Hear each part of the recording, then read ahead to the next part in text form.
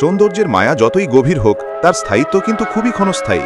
মুখের সৌন্দর্য সময়ের সাথে ম্লান হয়ে যায়, চুলে পাক ধরতে থাকে, ত্বক রুক্ষ হয়ে যায়, আর চেহারার উজ্জ্বলতা ধীরে ধীরে কমে আসে।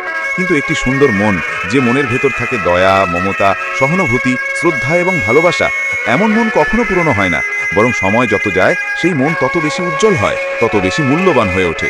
তাই জীবনের পথে চলতে গেলে শুধু বাহ্যিক সৌন্দর্য খুঁজতে গেলে মানুষ ভুল করে বসে, কারণ বাস্তব সুখ কখনোই বাইরের রূপে লুকিয়ে থাকে না, সেটা থাকে মানুষের অন্তরে।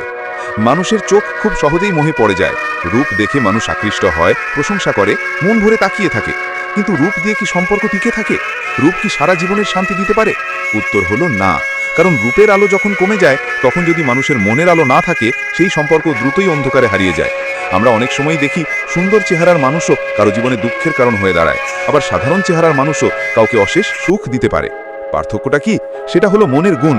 তাই বোঝা যায় চেহারা ভুলিয়ে দিতে পারে, কিন্তু চরিত্র মনকে জাগিয়ে রাখতে পারে।